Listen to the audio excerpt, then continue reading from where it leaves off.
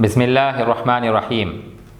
آج ہم قرآن مجید کی سورہ توبہ سورت نمبر 9 کی آیت نمبر 23 پر بات کریں گے۔ یا ایھا الذین آمنوا لا تتخذوا آباءکم واخوانکم اولیاء ان استحبوا الکفر علی الایمان ومن یتولہم منکم فاولئک ھم الظالمون۔ یہ آیت بھی ان 24 آیات میں سے ایک ہے جن کے بارے میں بعض نادان لوگ اعتراض کرتے ہیں۔ یہ پروپیگنڈا کرتے ہیں کہ اگر جو ہے غیر مسلم چاہے رشتہ دار ہی کیوں نہ ہوں، ان سے جو ہے مسلمانوں کو اس آیت میں نفرت کرنا سکھایا گیا ہے، ان کے ساتھ اچھا سلوک کرنے سے روکا گیا ہے، حالانکہ ایسا اس آیت میں کچھ نہیں ہے۔ ہاں، ایسا پروپیگنڈا کیا جاتا ہے۔ اگر ہم نبی صلی اللہ علیہ وسلم جنہوں نے قرآن مجید کو پوری انسانیت کو دیا، ان کی زندگی کو اگر ہم دیکھتے ہیں تو ان کی زندگی میں تو قرآن رچا بسا ہوا تھا، تو خود ان کے کئی رشتہ دار پیغمبر محمد صلی اللہ علیہ وسلم کے کئی رشتہ دار غیر مسلم تھے۔ بنی ہاشم کے کئی لوگ جو ہے وہ غیر مسلم تھے، لیکن آپ ان کے ساتھ بہت اچھا سلوک کرتے تھے، جیسے نبی صلی اللہ علیہ وسلم کے چچا ہیں، پھوپھیاں ہیں، حضرت ابو طالب ہیں۔ بنی ہاشم پورا کا پورا آپ کا خاندان، اس میں سے سب لوگ مسلمان نہیں تھے، لیکن سب کے ساتھ آپ صلی اللہ علیہ وسلم حسن سلوک کرتے تھے۔ اور اسی بات کی تعلیم نبی صلی اللہ علیہ وسلم نے صحابہ کو دی کہ دیکھو رشتہ داروں کے ساتھ اچھا سلوک کرو، صلہ رحمی سے پیش آؤ، چاہے وہ غیر مسلم ہی کیوں نہ ہو۔ آپ صلی اللہ علیہ وسلم کے کئی غیر مسلم دوست تھے، رشتہ دار بھی تھے، دوست احباب بھی غیر مسلم تھے، ان کے ساتھ آپ صلی اللہ علیہ وسلم اچھا سلوک کرتے، ان میں سے کوئی بیمار پڑ جاتا تو ان کی عیادت کے لیے جاتے، حتیٰ کہ یہودیوں کی عیادت کے لیے جانا ان کی بیماری میں، ایسے واقعات مشہور اور معروف ہیں۔ جب ہم تاریخ پڑھتے ہیں، بائیوگرافی پڑھتے ہیں رسول اللہ صلی اللہ علیہ وسلم کی، اس میں ہمیں یہ ساری چیزیں ملتی ہیں۔ اسی طرح آپ دیکھیے کہ مکہ والے جنہوں نے نبی صلی اللہ علیہ وسلم کو وہاں سے باہر ہجرت کرنے پہ مجبور کر دیا، وہاں سے نکل کر آپ صلی اللہ علیہ وسلم مدینہ آئے، تو ایک موقع ایسا آیا کہ مکہ کے اندر قحط پڑ گیا، بلکہ پورے علاقے میں قحط پڑ گیا۔ تو آپ صلی اللہ علیہ وسلم نے مکہ کے لوگوں کے لیے، جن کی اکثریت اس وقت غیر مسلم تھی، ان کے لیے قحط کے زمانے میں امداد، مدد بھیجائی، ریلیف بھیجائی آپ صلی اللہ علیہ وسلم نے۔ ایسے ہی صحابہ نبی صلی اللہ علیہ وسلم کی تعلیم کی وجہ سے اپنے غیر مسلم رشتہ داروں کے ساتھ جو ہے وہ اچھا سلوک کرتے تھے، انہیں ہدیے بھیجتے تھے۔ حضرت عمر اپنے ایک غیر مسلم رشتہ دار کو انہوں نے جو ہے ایک ریشم کا ایک کپڑا ہدیے کے طور پہ بھیجایا۔ بعض صحابہ جن کی والدہ، جب صحابہ نے اسلام قبول کیا تو ان کی والدہ جو غیر مسلم تھی وہ ناراض ہو گئیں، انہوں نے جو ہے کھانا پینا چھوڑ دیا ماؤں نے۔ تو آپ صلی اللہ علیہ وسلم نے صحابہ کو سکھایا، نصیحت کی کہ دیکھو اسلام پر تو قائم رہنا ہے، توحید پر تو قائم رہنا ہے، لیکن اس بات کا بھی لحاظ رکھنا ہے کہ والدین کے ساتھ جو ہے وہ بدسلوکی نہ ہو۔ اگر قرآن میں غیر مسلم رشتہ داروں سے نفرت کی تعلیم دی گئی ہوتی تو مسلمان نبی صلی اللہ علیہ وسلم اپنے رشتہ داروں کے ساتھ اس طرح حسن سلوک کیوں کرتے؟ قرآن تو رشتہ داروں کے ساتھ، انسانوں کے ساتھ اچھا سلوک کرنے کی تعلیم دیتا ہے۔ اس آیت کا مطلب کیا ہے؟ سورہ توبہ کی اس آیت نمبر 23، سورت نمبر 9 آیت نمبر 23، کہ اس آیت کا مطلب جو ہے وہ نہیں ہے جو پروپیگنڈا کیا جا رہا ہے، یہ نہیں ہے کہ لوگوں کے ساتھ اپنے تعلقات کو جو ہے وہ توڑ لو۔ اس آیت میں کسی گروہ کے خلاف نفرت نہیں سکھائی گئی ہے۔ اس آیت کی تعلیم یہ ہے کہ دیکھو ایسی دوستی مت بناؤ جو انسان کو سچائی سے، انصاف سے، ایمان سے دور کر دے۔ ایسی دوستی سے دور رہو، جیسے کہ ہر سچائی کی تعلیم دینے والا یہ کہتا ہے کہ بری دوستی مت بناؤ، اور رشتہ دار بھی اگر جو ہے سچائی سے اگر انسان کو دور کر رہے ہیں تو ان سے دور رہو، ہر حال میں سچائی، انصاف پر ثابت قدم رہو۔ یہ اس آیت کی تعلیم ہے۔ اب اس پر جو پروپیگنڈا کیا جا رہا ہے وہ دیکھنے کے لائق ہے۔ حق پرستی کا سبق اس آیت کے اندر دیا گیا ہے، اس میں اعتراض والی کیا بات ہے؟ یہ آیت تو پروردگار کے، قرآن مجید کے حق اور انصاف کو سکھانے والے، عظیم سبق کو دینے والے یہ چیز ثابت ہوتی ہے۔ اس آیت میں اس بات کی تعلیم دی گئی ہے کہ پروردگار پر ایمان رکھنے والے، سچی آستھا رکھنے والے مسلمان، ان کو کس طرح حق اور سچائی کا ساتھ دینے والا بننا چاہیے، اس آیت میں یہ سکھایا گیا ہے۔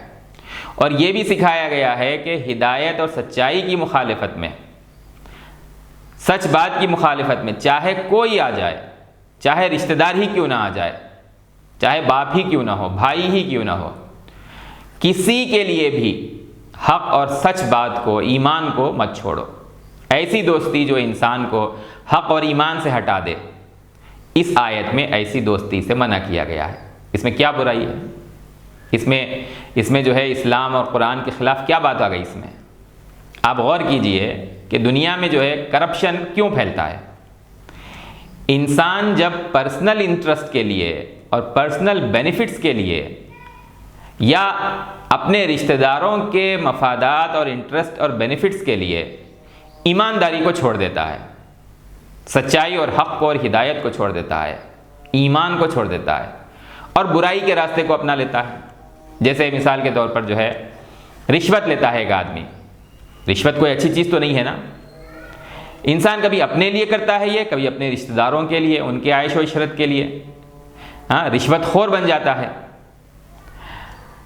کبھی ایسا دکھائی دیتا ہے کہ انسان خود اپنے لیے طے کر لیتا ہے کہ میں سچے راستے پر چلوں گا، ایماندار رہوں گا، برے راستے پر نہیں جاؤں گا، لیکن اس کے بیوی، اس کے بچے، اس کے ماں باپ اس کو برے راستے کی طرف دھکیلتے ہیں، اور ان کے دباؤ میں انسان سچائی اور ایمانداری کے راستے کو چھوڑ دیتا ہے۔ قرآن مجید کی یہ جو آیت ہے جس پر بعض نادان اعتراض کرتے ہیں، در حقیقت یہ آیت یہ عظیم تعلیم دینے والی ہے، یہ سکھانے والی ہے کہ دیکھو سچائی کی راہ میں اگر ماں باپ یا بھائی یا رشتہ دار رکاوٹ بنے، تب بھی ان کو اپنے اوپر اس طرح اثر انداز مت ہونے دو کہ وہ تمہیں سچائی کے راستے سے ہٹا دیں، بلکہ ہر حال میں سچائی کی راہ پر جمے رہو۔ یہ اس آیت کی تعلیم ہے۔ اچھا یہ دیکھیے، انسان پر سب سے بڑا حق کس کا ہے؟ یہ پیغمبر صلی اللہ علیہ وسلم اور قرآن کی تعلیم کا سب سے اہم سبجیکٹ میٹر ہے کہ انسان پر سب سے بڑا حق کس کا ہے۔ قرآن کہتا ہے، اور اس کا کوئی انکار نہیں کر سکتا، پیغمبر نے یہ تعلیم دی اور تمام پیغمبروں نے، قرآن کہتا ہے کہ یہی تعلیم دی کہ سب سے بڑا حق خود انسان کے اوپر اس کے پروردگار کا ہے، جس نے اس کو پیدا کیا، جو اس کو پال رہا ہے۔ انسان کو جو کچھ ملا اس سے ملا ہے، پروردگار سے ملا ہے، زندگی اس سے ملی، پال وہ رہا ہے، روزی وہ دیتا ہے، صحت وہی دیتا ہے، اولاد وہی دیتا ہے، دعائیں وہ سنتا ہے، ہر ضرورت کو وہ پورا کرتا ہے، اپنے بندوں کے لیے وہ کافی ہے۔ تو جو کچھ ملا اس سے ملا، اور جو کچھ ملے گا اسی سے ملے گا۔ تو تمام پیغمبروں نے یہ تعلیم دی کہ انسان کی ذمہ داری ہے کہ صرف اسی پروردگار کی عبادت کرے اور اس کے ساتھ کسی کو شریک نہ کرے۔ اس پروردگار کے علاوہ جتنے ہمارے اطراف میں ہیں، جہاں کہیں بھی ہیں، سب اس کے مخلوق ہیں، بندے ہیں، اس کی رچنا ہیں۔ تو مخلوقات میں جو نیک لوگ گزرے ہیں، ہر قوم میں، ہر علاقے میں، ہر زمانے میں، وہ سب اس کے بندے ہیں، ان کا احترام کرنا ہے، لیکن پوجا اور جو ہے اپاسنا اور عبادت میں اس کے ساتھ، اس پروردگار کے ساتھ کسی کو شریک نہیں کرنا ہے۔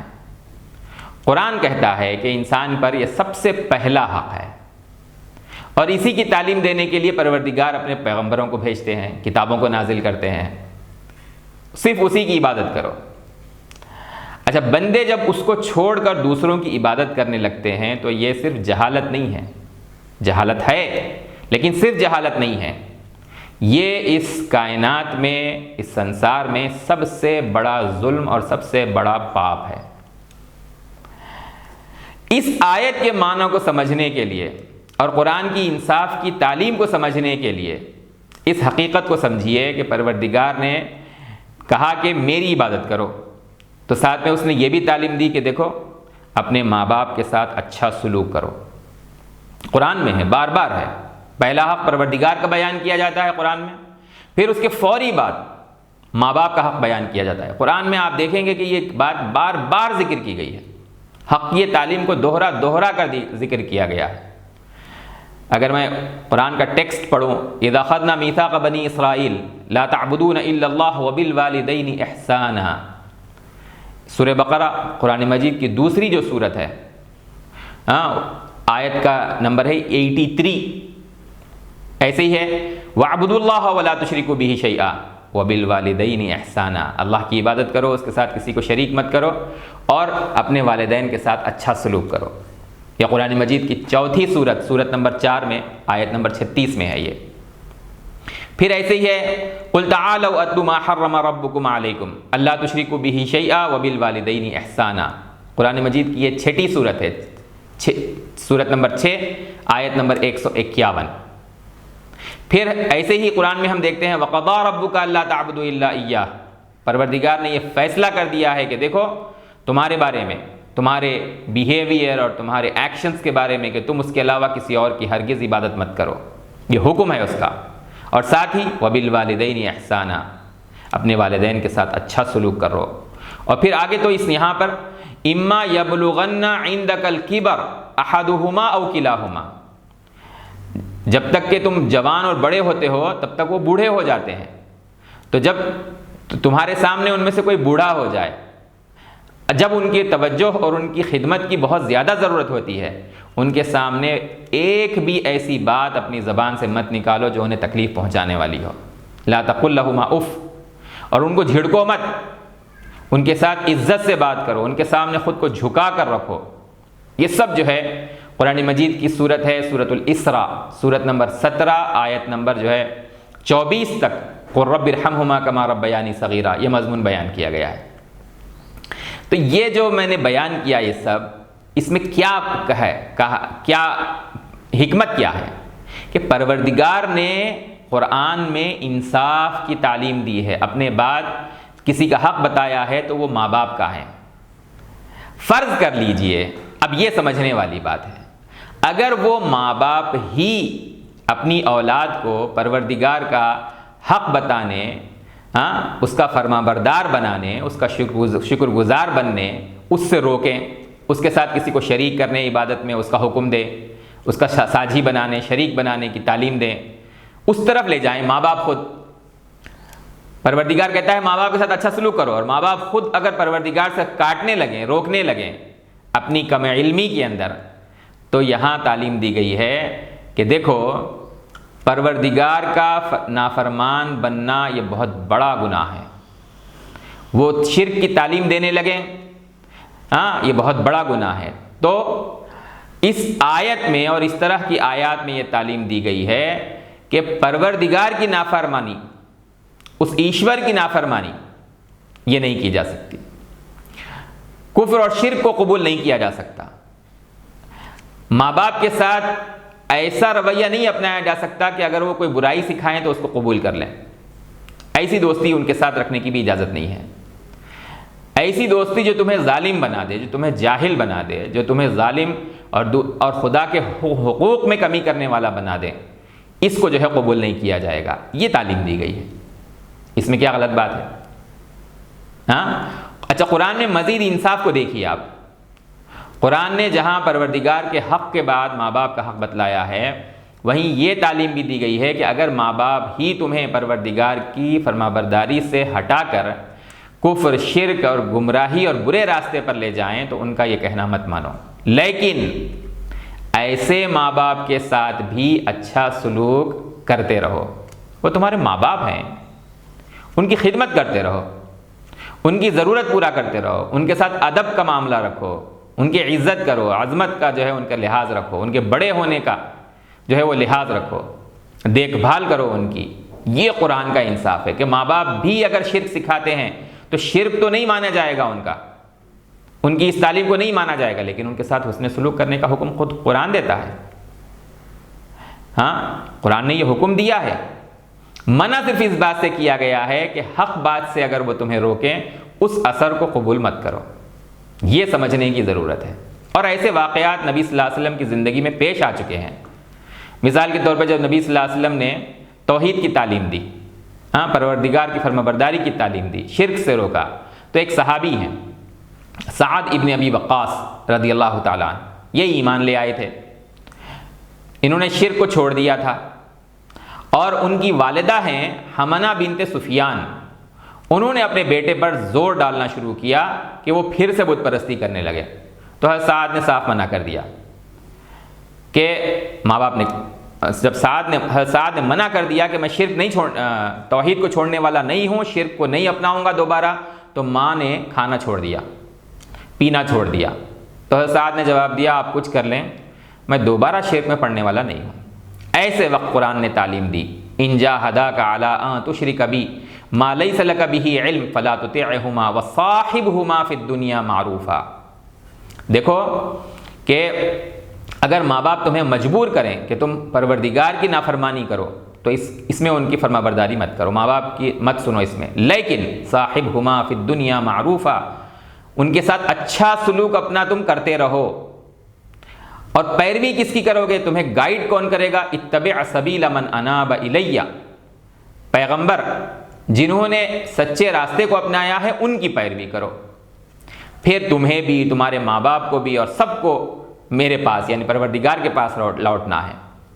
ہاں، ثم الی مرجعکم فانبئکم بما کنتم تعملون، یہ سورہ لقمان کے اندر ہے، سورہ لقمان کی جو ہے یہ آیت ہے، اور اس میں جو ہے صاف کر دیا گیا کہ ماں باپ اگر تمہیں برائی کی طرف لے جائیں تو ان کی وہ بات مت مانو، لیکن بیٹے ہونے کی حیثیت سے جو حسن سلوک ایک بیٹے کو اپنی ماں کے ساتھ کرنا چاہیے وہ تو تمہیں کرتے رہنا ہے۔ خدمت کا حق جو ہے وہ ان کے شرک کی وجہ سے ختم نہیں ہوگا۔ یہ ہے قرآن کی عظیم تعلیم۔